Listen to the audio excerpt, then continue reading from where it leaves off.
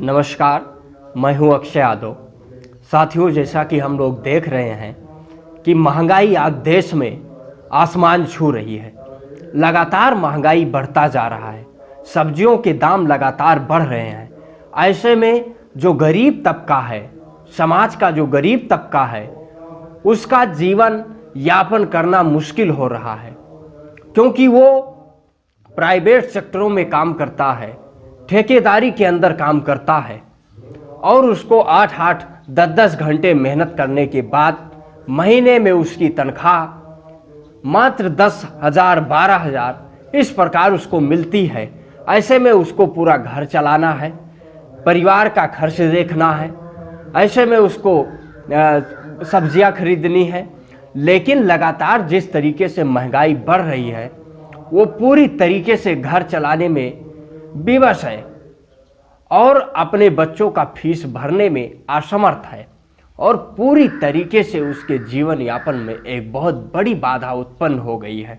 जैसा कि हम लोग देख रहे हैं कि लगातार जिस तरीके से भारतीय जनता पार्टी ने 3 कानून, किसान विरोधी कानून बना दिए, उसके बाद में हम लोग सोच सकते हैं साथियों कि देश में कोई भी प्रोडक्ट अगर हम खरीदते हैं, कोई भी चीज़ खरीदते हैं तो उसका एक MRP होता है। लेकिन किसानों के लिए MSP क्यों नहीं, मिनिमम सेलिंग प्राइस क्यों नहीं? क्योंकि जिस तरीके से जो किसान मेहनत करता है और उसके बाद में उस पर इन्वेस्ट करता है और उसकी फसल तैयार होने पर उसके फसल के दाम अच्छे नहीं मिल पाते हैं। जैसा कि भारतीय जनता पार्टी ने झूठे वादे किए किसानों को समर्थन मूल्य 2 गुना करने के, आज जिस तरीके से हम लोग सोच सकते हैं कि धान की फसल तैयार हो गई है लेकिन उसका जो है दाम नहीं मिल पा रहा है।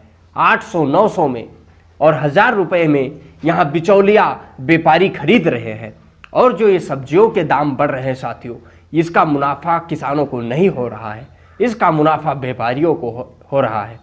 और वहीं पर जिस तरीके से आज देश में बेरोजगारी अपनी चरम सीमा पर है, देश भर में या बिहार चुनाव हो या अन्य जगहों पर जिस तरीके से चुनावी रैलियां की जा सकती है, शराब के ठेके खोले जा सकते हैं, लेकिन जिस तरीके से विश्वविद्यालयों, कॉलेजों और स्कूलों को बंद कर दिया गया है, हम लोग सोच सकते हैं कि उस देश की स्थिति किस तरीके से दुर्भाग्यपूर्ण होती जा रही है।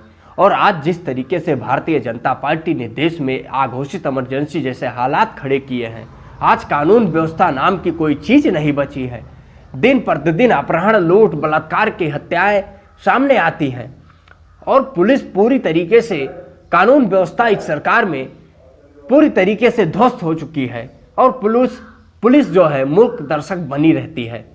लेकिन जब वहीं पर सरकार के गलत नीतियों के खिलाफ कोई बोलता है, सरकार के जन विरोधी नीतियों के खिलाफ कोई बोलता है, उसके ऊपर पुलिस प्रशासन तत्काल कार्रवाई करती है। लेकिन अपराधियों को क्यों इस तरीके से संरक्षण सत्ता द्वारा प्राप्त किया गया है?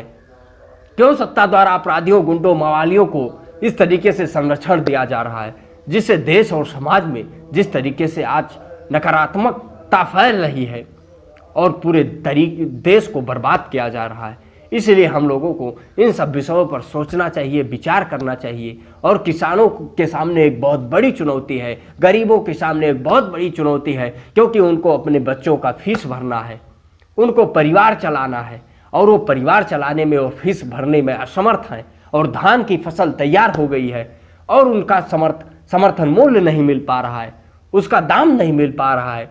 किस तरीके से हम लोग सोच सकते हैं।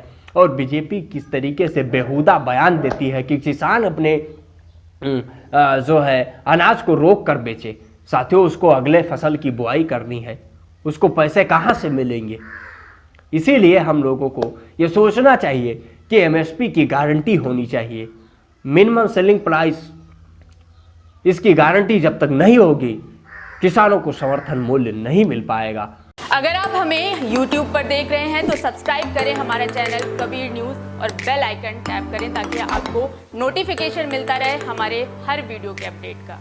और अगर आप हमें Facebook पर देख रहे हैं तो लाइक करें हमारा Facebook पेज कबीर न्यूज़।